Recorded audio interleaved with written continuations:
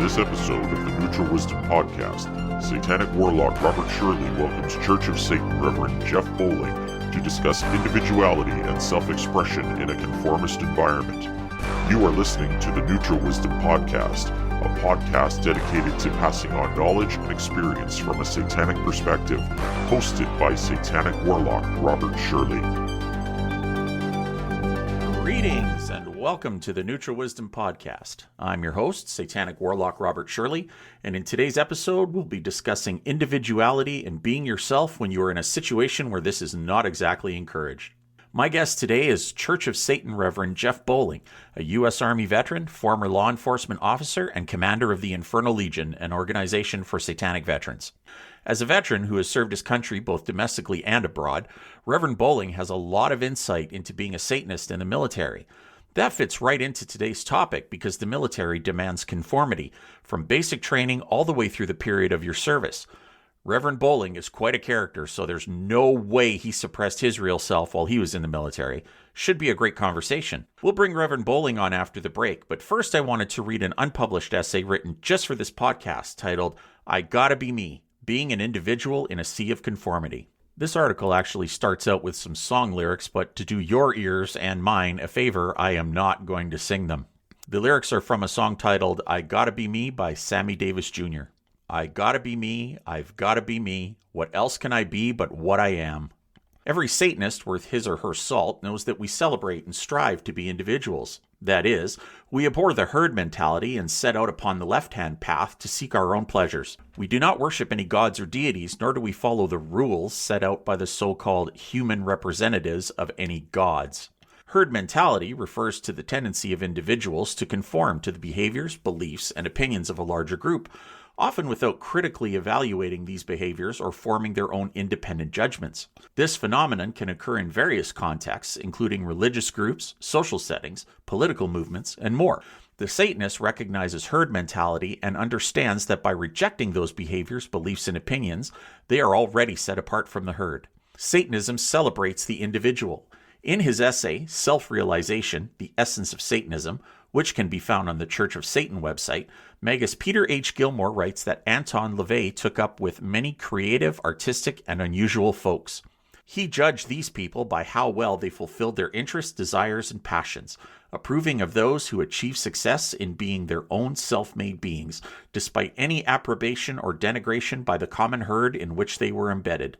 These people could be exciting, fascinating, and even exasperating, but they weren't the dull batch of sheep-like believers who are the typical majority in any conglomeration of humans. However, it is not always easy or practical to be yourself. In some instances, herd mentality can be imposed through organizational behavior or culture. For example, basic training in the military is designed to achieve a transformation of individuals into cohesive units, capable of operating effectively in combat scenarios. Recruits undergo a deliberate process where their individuality is suppressed or stripped away. This is done through uniformity in appearance, i.e. the same haircut and clothing, strict schedules, and consistent disciplinary measures. Recruits are immersed in an environment where they are taught new beliefs, values, and norms that align with military culture. Basic training exercises control over nearly all aspects of recruits' lives during the training period, including their daily routines, meals, sleep schedules, and even leisure time. The overarching goal is to foster dependence on the institution and its rules. No matter how individual one might wish to be, an institution like the military, or for that matter, a prison, a cult, or any other institution which expects members' conformity, does not seek or support individuality. One must function as part of a unit to fall in line, as it were. So how does the Satanist maintain his or her individuality as part of a larger group which encourages conformity? Even though it can be tough, there are ways. Adapt. If you are in an organization where there is a strict culture, there is no reason not to fit in. However, do so with your own flair. Remember the TV show The Fresh Prince of Bel-Air and how Will Smith's character, when forced to wear a school uniform, turned his jacket inside out? He was compliant with the school dress code, but still found a way to express himself. Okay, that's a bit of an extreme example. For what it's worth, I would never recommend turning your dress uniform inside out in the military. But if you have to wear a suit every day, flash it up with a really loud tie. Wear orange socks. If you're in a uniform, express yourself in different ways. Use pink Post-it notes on your desk. Get yourself a huge novelty pen for signing documents. Trust me, that's a good one. Whatever works for you to express yourself. Be steadfast. You're there to do a job. In certain circumstances, part of that job training is to immerse yourself in the culture. And that works while you're on the job. Never forget who you are. When you're off the job, you have the opportunity and the ability to be yourself again. Don't lose sight of that person. Take opportunities to be yourself. Just because you belong to an organization which has a strict culture, there's always room for you to be yourself. You might, for example, be able to inject your brand of humor into a group activity. You might bring a different way of thinking to the table, which contributes to a project. Any military person will be able to tell you that they can remember a comrade who was absolutely hilarious. That was a person who was still able to be themselves, even though they were on the job. Be that person. Give them something to remember you for. Use your talents and lesser magic in the group. A natural leader will always emerge in every group dynamic. There will be people in authority in any organization, but the natural leader will show themselves when the big kids aren't around. These natural leaders are the motivators. They understand how to get people working together towards a common end. And the best part is, they're not being paid to do so. They do it because they naturally fall into that role. Confidence and charisma go a long way towards making this happen. Sounds an awful lot like satanic lesser magic, doesn't it? Focus on the end result. What do you ultimately hope to get out of your experience? Knowledge, work experience, life experience, simply a paycheck, or the satisfaction of a job well done? Realize that the sum total of our experiences form the person we are. It is up to us to shape and mold that person into what we want to be. Maybe at this time in your life, you have to eat shit and like it for a little while in order to achieve your goals. If that's the case, so be it. Bear down and power through. Remember that you will come out on the other side better for it and be able to parlay your experience into your next endeavor. Embrace who you are. Celebrate your individuality. Use that to your advantage while performing the work or activity you're there for. Give your coworkers or fellow team members something to remember. You might have to be part of an organization, but you do not have to become that organization. There will always be room for the real you, no matter where you are or what you undertake. This is a good time to take a break. When we come back, we'll welcome Reverend Jeff Bowling to provide some further insight on our topic for today. You are listening to the Neutral Wisdom Podcast. For comments, questions, or suggestions, email devilishgentleman71@gmail.com.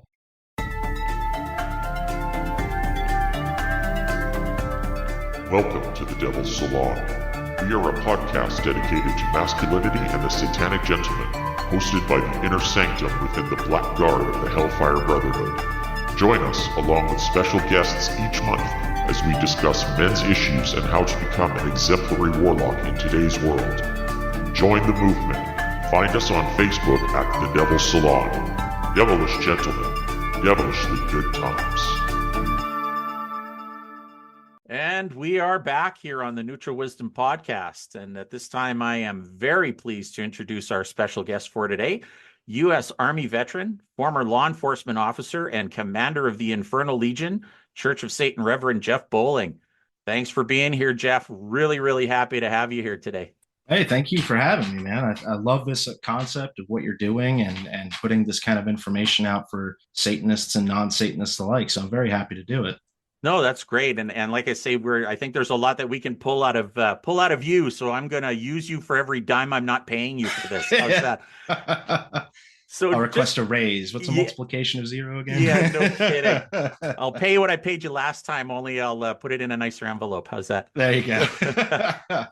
So for our audience, can you just for some context, can you tell us a little bit about yourself, your background? How did you come to be a Satanist? How did you come to form the Infernal Legion? All right. Well, let's see. I guess my story really starts back at the beginning. I was born deep in the dark heart of Appalachia in southeastern Kentucky. I was raised in a doomsday cult, and we moved around a lot as a result of that. So I ended up growing up kind of all over the United States. When I was around 11 or 12, I started really considering and pondering the idea of self-empowerment, placing yourself in the center of everything, and how to maximize that to become whatever it was that you wanted to be in life. And I know that sounds like a young age, but I think every preteen starts to have the kind of rebellious, like I want to stand on my own 2 feet kind of thing. I just took it in a much more philosophical direction. Through the course of trying to become that, I stumbled across the occult. The occult led me down paths, obviously, like things like Wicca, Aleister Crowley and Thelema, chaos magic, things like that. And it was all very convoluted and nonsensical. And there was a lot of unnecessary spiritualism in it. And as I was going through the years, 13 or 14, I just got completely fed up. And so at the time I was working after school, I was working at a New Age and occult bookseller, and a Church of Satan member came in. While this was all going on, I decided that, okay, well, clearly I'm my own individual person and I have to create my own religion. And so I had been in the process of doing that. A Church of Satan member came into the bookstore and ordered a replacement copy of the Satanic Bible for himself. I had never heard of this book. So I ordered a second copy along with his for myself.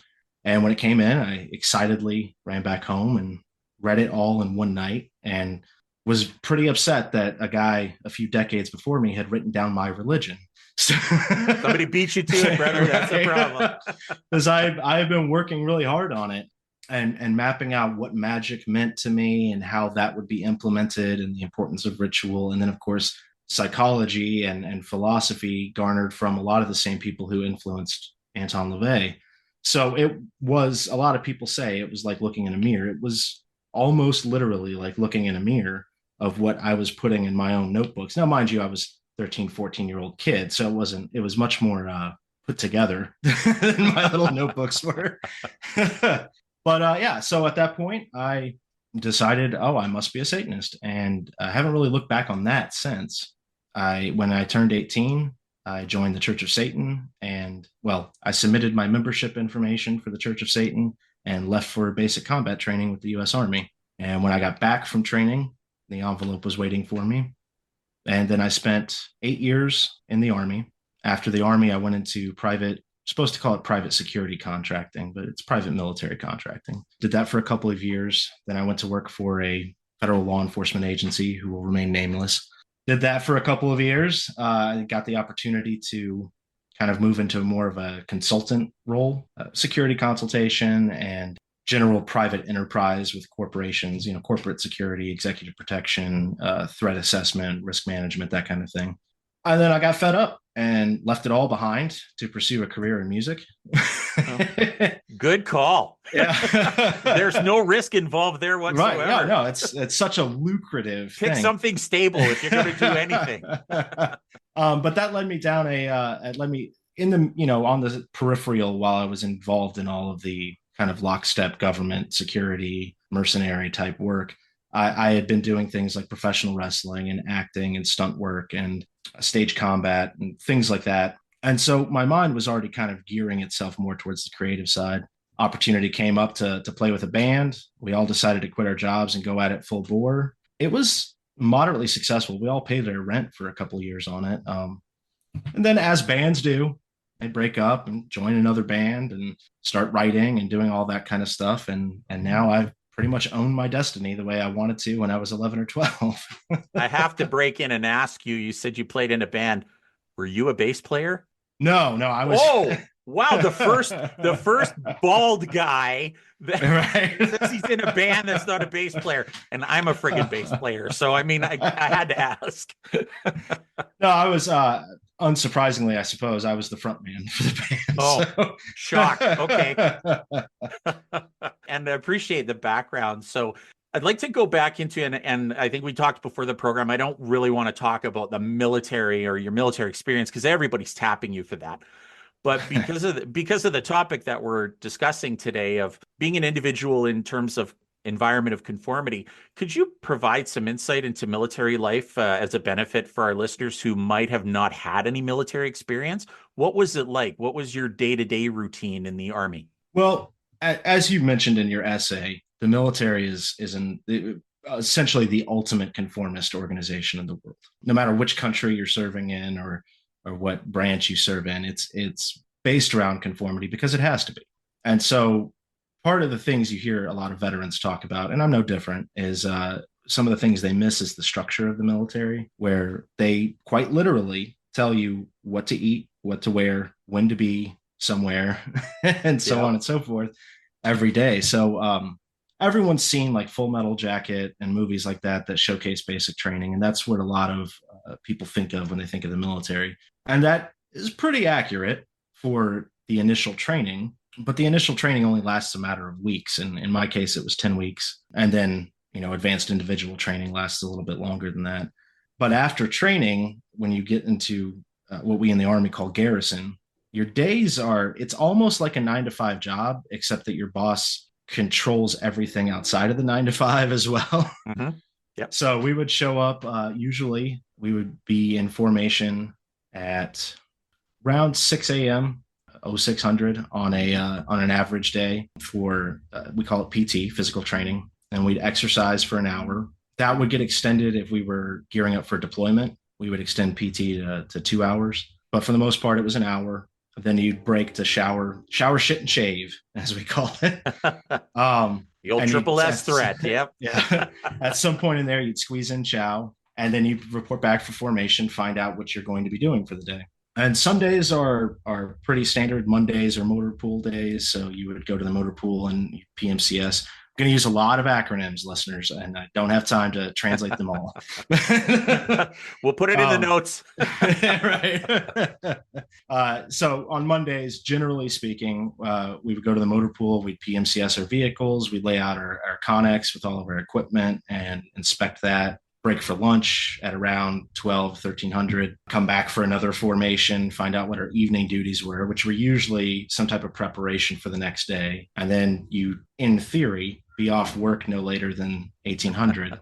In theory, yeah. Yeah.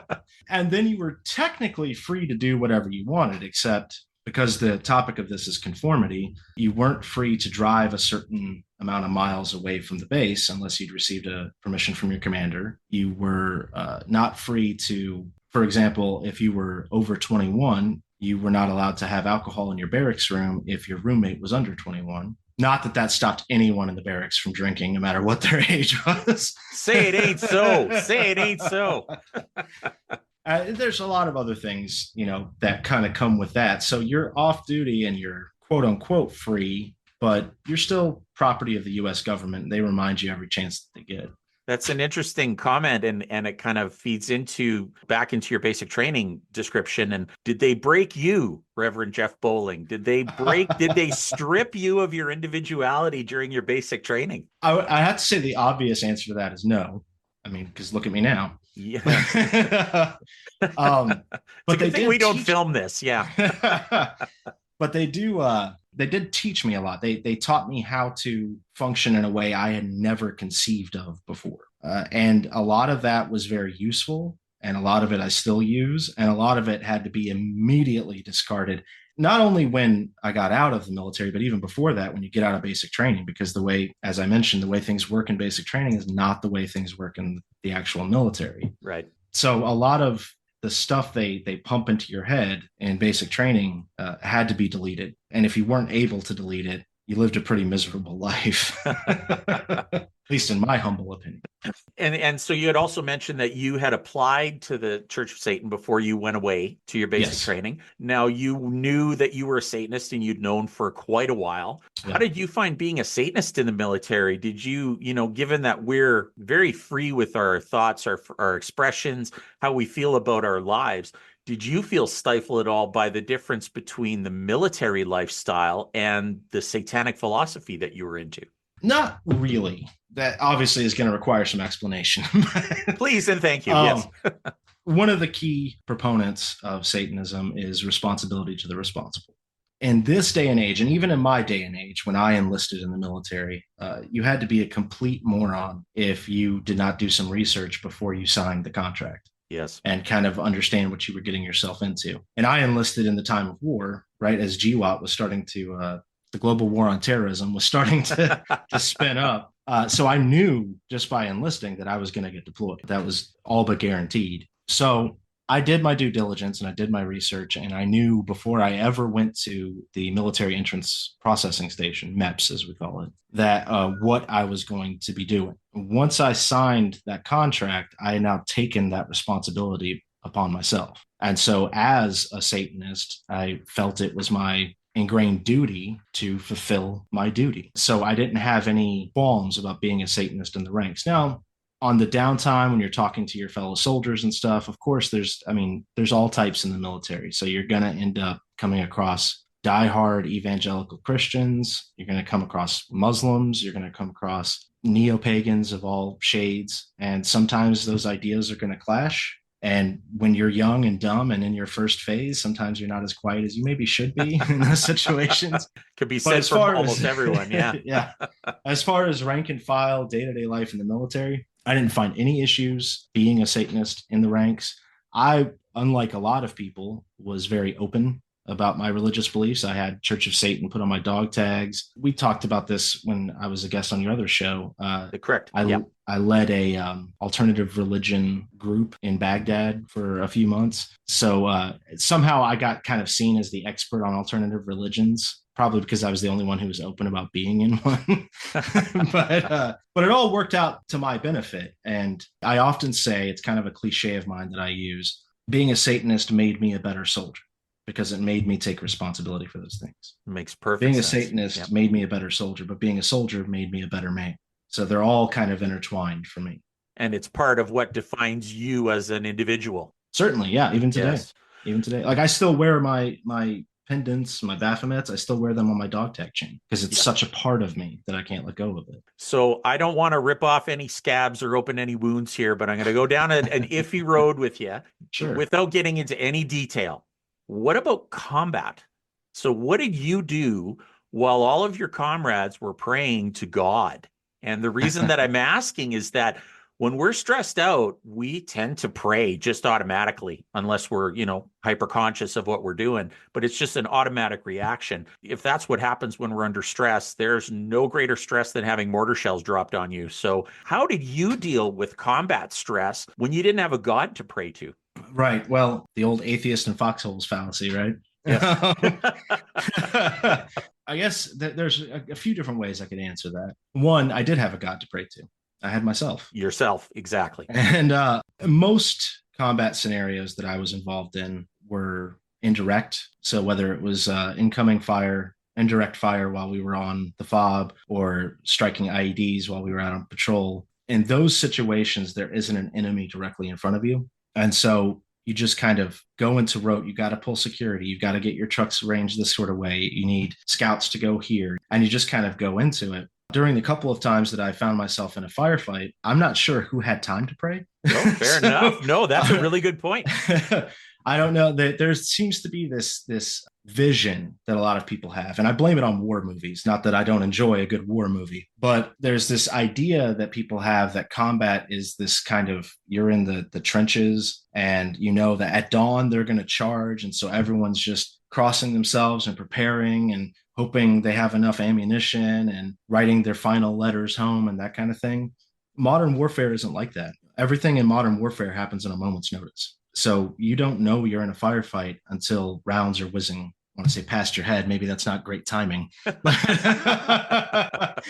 Until the rounds are coming down range at you, you don't know that you're in a firefight. And once you're in that situation, much like with the IED strikes or the mortar fire, you have a series of things that has to be accomplished. You have to find out where the enemy is. You have to return fire, shoot, move, and communicate, we called it. You have to return fire. You have to set up your positions. You have to kind of advance to destroy the enemy when you can. And I don't, maybe mentally, but I don't know any of my guys that took the time to stop and say a Hail Mary before they returned fire on the enemy. No, what was really good is you're educating me, and you're educating a lot of people out there, because all we have to go on is Platoon or Full Metal Jacket or again, Band of Brothers. Movies. Exactly. They're great movies, but yeah, they're not an accurate depiction of, I guess you'd call what we did, though I wasn't a special forces guy or anything like that. Pretty much all of Iraq and Afghanistan was unconventional warfare. So unconventional, and they call it unconventional warfare, but I don't think we've had conventional warfare since Vietnam. So, It's so definitely gone a different way, that's for sure. at this point, unconventional is conventional. At least I think. But No, you're not wrong. I mean, doing what I do, we're kind of looking at different ways or different tactics. You know, the first tactical strike today is going to be a hell of a lot different than it was even back when you were serving. yeah, we will never have another shock and awe moment that No. it won't work another time. And that's one thing you learn very quickly in the military. We have standard operating procedures and tactics, techniques, and things like that. But you can train and train and train. At best, they'll work once, and then the enemy's on to what you're doing. You got to change it up the next time around. Just like we're onto what they're doing too, right? It works Exactly, both ways. Yeah. So, no, thank you for clarifying that for me and for our listeners out there. It's great to have a different perspective and a real life perspective. So it's very much appreciated. I will say, as kind of an addendum to that, real quick though, Sure. I think that ritual is extremely important. Okay. And obviously, that's a satanic thing as well. I do remember that before we would roll out, I did have a little kind of a ritual. I've always been, an audio guy. So I had rewired the headsets in our truck to play music from my iPod at the time. And so before we'd roll out, we'd stop at the firing pit and we'd fire a few rounds from our crew serves and make sure that everything was functioning correctly. And as soon as we were done with that and we got the heads up to roll out of the gate, I would play a couple of songs, Metallica's Four Horsemen, because there was 4 trucks in the patrol set. Trying to remember what all the songs were now. I think Godsmack the Enemy was one of them. Not Waterloo by ABBA. Come on. No, that was on my private time. Thank you very much. We agreed we weren't going to talk about that.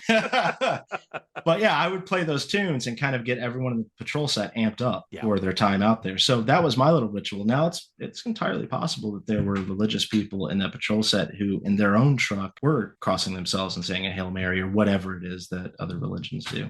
Yeah, the ritual is the important part, right? It's exactly, not necessarily in the moment, but it's the preparation to get to where you need to be. Exactly, it's getting your mind right. Yeah. So also, as we talked about before we came on air here, well, you're a real piece of work. You're quite a character. So knowing that we have Reverend Bowling with us now, what did Jeff look like in the military? Were you able to be yourself? And if you were, how did you do it? Or if you weren't, how did you manage to not lose your sanity by having to conform so strict?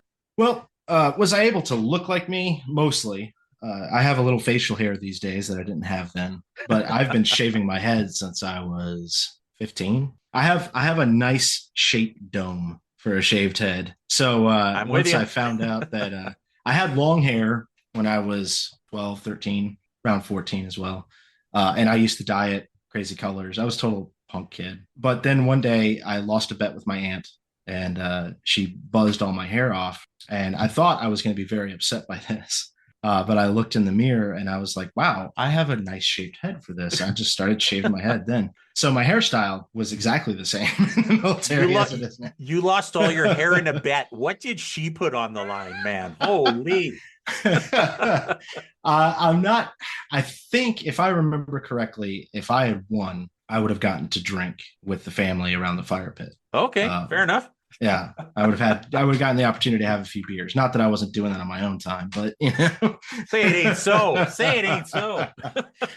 But outside of appearance, because obviously we're being facetious, outside of appearance, I was certainly able to be myself in the military because during the duty hours, I have my uniform on, and it's kind of a mental trick. When you put on the uniform and you look a certain kind of way, you embrace and embody the soldier archetype. So you become, in essence, a soldier. And this is an old occult technique from one of the many occultniks out there as well, who I believe it was Aleister Crowley, who suggested, I know I'm committing a satanic sin, just quoting Aleister Crowley here, but we'll give you a pass.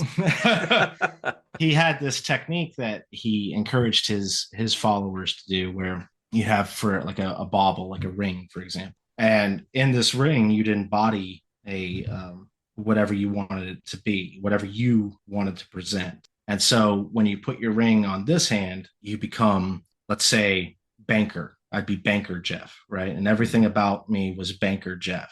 And then when I didn't have to be Banker Jeff anymore, I'd take the ring off and put it on the other finger. And that mentally gives me the permission to be artist Jeff Okay. or whatever. Yeah. That's basically the content. I know all the Thelemites who might catch this are like, you're butchering it, but It's your prerogative. yeah, it works for me, right? But that was kind of the effect that the uniform had. When I would put on the uniform, I was a soldier, and I would do that. When I was out of the uniform, I lived fiercely in whatever manner I chose. And I made no qualms about it. But I would also like set up little traps that would make people work with me better. So, for example, for a time, I lived off post in the community, and I had an apartment. And so I made it clear to all of my leadership that if anyone was out and about in town and got too drunk to drive back on post, they could crash at my place. Now, mind you, I'm junior enlisted, they're NCOs and officers. But once you take me up on that advantage, we don't look at each other the same way in uniform the next day. Precisely. We'll respect the rank, but now we know each other on a personal level, and you let me get away with more. Absolutely. And so I kind of became that guy. Like while being a soldier, I was known throughout the unit as the weird guy that you would want to go talk to about strange things, or if you were feeling a little rebellious, or if you were whatever the case may be. And I'd find myself at sometimes holding court when I lived in the barracks with like 5 or 6 other guys who were just wanted to vent about their day, and I'd try to coach them through the best way to circumnavigate the maze of regulations and whatnot. Yeah. I was not a barracks lawyer. That's not what I'm talking about. Okay. Thank you for clarifying.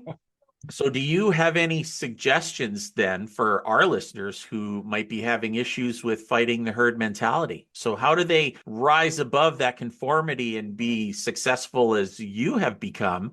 And we had discussed earlier, we should probably make reference to Ernst Junger's The Forest Passage here. And so, yeah. I would very much appreciate if you could kind of give a brief synopsis of that for those of us who might not be familiar with it. Sure. So Ernst Junger was a very interesting character. He was obviously a philosopher and an artist. He was also a career soldier. And he was essentially forcibly recruited into the Nazi era German military, but he was in some ways an anarchist, and Hitler loved his writings so much that it was basically a standing order: don't mess with Junger. So while being, for all intents and purposes, a Nazi soldier, there were orders from the Fuhrer that you weren't allowed to mess with him, even though he was clearly rebellious and an outsider. In a very strict, you're not talk about my experience in the military, your experience in the military. The Nazis it's a whole nother type of military. 100%. Yeah.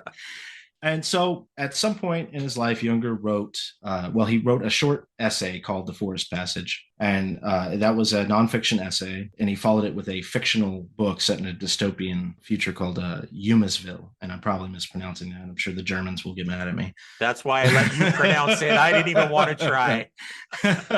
But the core ideas, for the most part, are found inside that little essay, The Forest Passage. Humisville is essentially him telling a story about how a person living a very similar life to the one that he lived could find the Forest Passage. So what is the Forest Passage? The Forest Passage is essentially freedom. It's personal freedom. So no matter what situation, no matter what area of the world you find yourself living in, the forest is an allegory for the wilderness, this dark, scary place where there are no rules, there is no structure. Everything is wild and free, as Thoreau would say. Junger's idea was that you find your forest passage no matter where you're at. So if you find yourself in the heart of a city, you can find the passage through the forest to get from point A to point B, mentally, philosophically speaking. And that ties very much into his idea of the anarch, so it's a very broad topic concept, but the anarch is essentially, I forget how he put it now, the anarch is to anarchy what the monarch is to monarchy. So rather than being an anarchist or an idealist who is pushing for a concept like anarchy, the anarch just is. Well, he's an inwardly free guy who lives quietly, but within society, but not of it. Correct. Right? Yeah, so and it's very similar to Megan Adramia's quote: "Walk among them, but never forget you are not of them." That's it, 100%. I think that's essentially Junger's Forest Passage. Exactly. It's the best description of the anarch that I've the best correlation that I've heard, and even further, I would say that the forest as we talk about, or as Junger describes, it's everywhere, right? It's a spiritual and a mental state of being. We all carry the forest in our heads and in our hearts, right? Correct. So Yeah. when we're being beaten down, or if we're unhappy with something, we got to go into that forest to get through that. Exactly. Yeah. And I Okay. think I believe the Marine Corps refers to it as embracing the suck. Not just the Marines, but yes. Yeah, right. So that's a very elevated philosophical notion, right? Mhm. How does one put that into practice? Well, I think the easiest way for someone who is struggling against all the methods of conformity that exist out there right now, and there are so many, and it doesn't come from places that people would think, whether it's the false dichotomy of politics or sports teams or types of genres of music, like genre identification, with music. These are conformity things. And Anton LaVey, in numerous essays, especially in The Devil's Notebook and Satan Speaks, talks a few times about becoming a sorcerer, essentially. And the ways that you do that is just to stop being up on things. Find your time, your ECI Yes. in your life, and embrace it wholeheartedly. This is why total environments are so important in Satan, because it is an escape. It is a different plane. It is a physical interpretation of your forest passage. And so when you step through into your own den of iniquity, that's what his was called, you should completely embrace that this is your universe happening here. You can create in this space, you can relax in this space, you can cook your food in this space, you can do whatever, and the everything outside of that space doesn't exist and it doesn't matter. Now, it's hard with smartphones and social media and streaming services to get away from things that are trendy or what's happening now, but it's possible. I mean, just unplug once in a while. I think the kids like to say, go touch grass. But I mean, avoid the grass too. Just stay inside your total environment. Just unplug. So, if we kind of draw a parallel with the forest passage to being an individual, especially in an area of conformity, it really all starts in your head, in your own mind, doesn't it? Yep. Yeah, very much so. I feel pretty comfortable. We're talking about Junger and the idea of the forest passage of the anarch and how that relates to Satanism. I feel pretty comfortable saying philosophically that I am an egoist. Okay. I think that Satanism is rooted philosophically in egoism. And by egoism, I'm referring to the Max Stirner variety of egoism.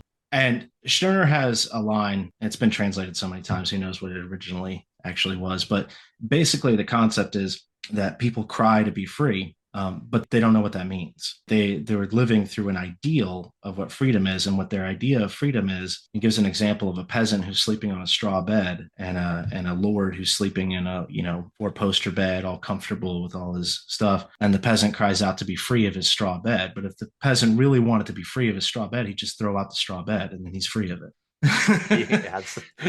That's not what he wants. He wants the four-poster bed. He wants all that. And so it's, Stirner had this idea of killing spooks, of killing ideals that tend to dominate us. And that's that similar strain in Satanism. It starts in your own head. If you want to be free of whatever it is in your life that's hindering you, then get rid of it, right? But what you really want is something more, then you have to find that way to navigate to that something more. And I think there's an interesting juxtaposition where we in modern society have started to conflate the ideas of discomfort and pain. There's going to be a lot of things in life that are uncomfortable, and a lot of times they're necessary in order to get to the next thing. Pain should be avoided at all costs. Pain is different. Your mind will trick you into thinking that when you're uncomfortable, you're in pain. But anyone who's ever experienced real pain knows the difference between being uncomfortable and being in actual pain. So sometimes you have to sleep on that straw bed until you can find a way to take that four-poster bed or claim your own. And remind yourself that, I think it's satanic sin as lack of perspective. Remind yourself that, as the doctor said, in this moment, you're making history right now. Everything that you do is making history. Because I often hear that as well, especially from young men, lamenting that they don't live in heroic times anymore. And look around. We've got revolutions happening in Africa, coups happening in South America, two major wars happening, both in the Middle East and in Europe. A president was just, someone attempted to assassinate a former president. Yes. We're living in heroic times. Like, jump out there, jump in it and do something. Exactly. Quit talking about it. Get out there and take some action, right? That actually is great advice and draws a great parallel to basically what we're talking about. You can be yourself. It starts in your mind and it'll manifest the way you want it to manifest. And the power is all yours. Right. No, if you And don't that's like magic. something, That's satanic magic. It 100%. starts here and you manifest it. Love it. Love it. We managed to work our way right back around in a circle. So you're a deep well, Reverend Bowling, I'll tell you. Well, thank you, sir. I appreciate that. So lastly, sir, is there anything you would like our listeners to know about today's discussion? And I would love it if you would take a couple minutes to plug the Infernal Legion and the great work that you're doing. Sure. Well, let's start with that. The Infernal Legion, little thing I started back in 2017 with Satanist Raul Atondo. It's Satanic Veterans Organization. So it's essentially the VFW, the American Legion, any of those types of things, but for Satanists. The kind of structure, the model is built based off of the Jewish War Veterans, Veteran Service Organization, because I feel like that's something we often forget about as Satanists, that the doctor described us as a meta-tribe, that we are our own, it's the word ethnicity almost. Mm-hmm. Yes. So I saw that there was potential to create something that, especially in this post 20-year war that the United States has just been in, there was a chance for veterans of that war who were in the Church of Satan to kind of come together for camaraderie, for resources, for sharing memes. Yeah. At its most basic, yeah. What else is there? Yeah.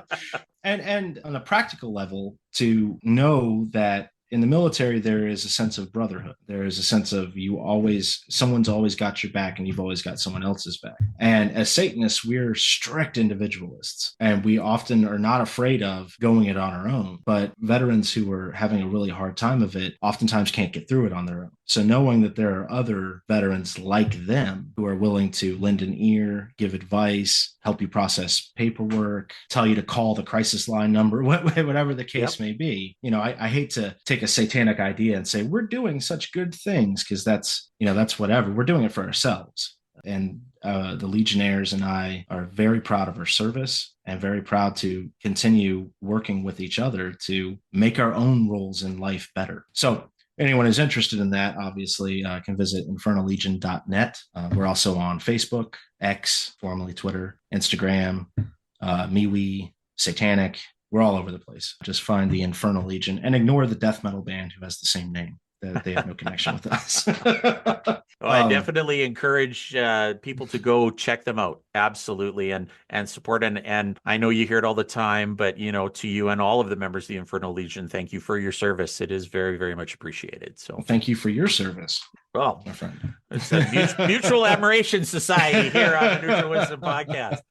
Anything further for our listeners, Reverend Bowling? I think I'm trying to find a way to sum. This is a very broad topic, and I'm trying to think. There's got to be an easy way to sum it up, right? Because it's super easy to just say be yourself, but if you don't know what yourself is, that's a difficult thing. Yes. So I would encourage everyone who is struggling with the idea of herd conformity and individualism and how to find themselves to, I think maybe the most important thing to take away is don't take life too seriously, right? I understand that self-actualization can often be a mental burden, but remember, you've only got like 70 years, right? Which is a blink of an eye in terms of nature.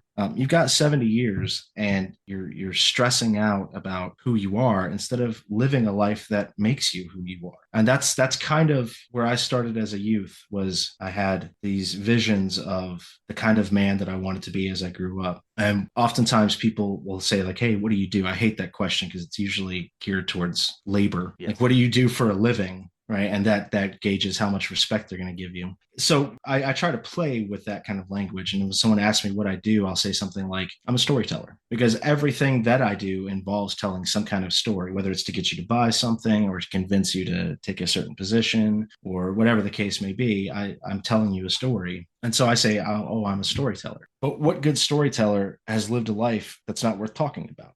So I knew early on that if I was going to tell stories, I had to get out there and live a life that gave me some stories to tell.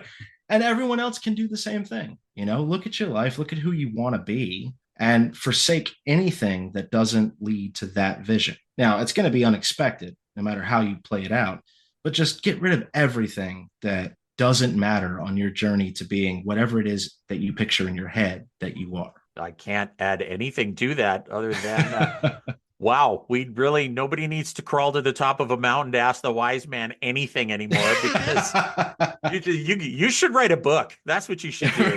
Just write all this down. Well, I got to say again, thank you so much for doing this show with me today, Reverend Bowling. I very much appreciate it. And I'm going to wrap it up for the day. I think it wraps it up for this episode of the Neutral Wisdom Podcast.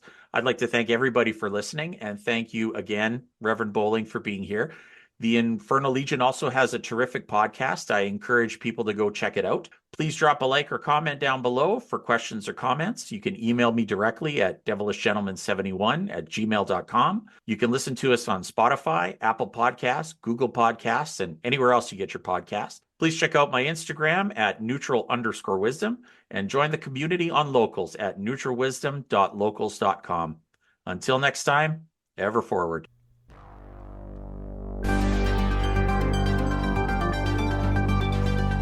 You have been listening to the Neutral Wisdom Podcast. For more information, email us at devilishgentleman71@gmail.com or join the community on Locals at neutralwisdom.locals.com or Instagram at neutral_wisdom. Program copyright 2024, Devilish Gentleman Enterprises.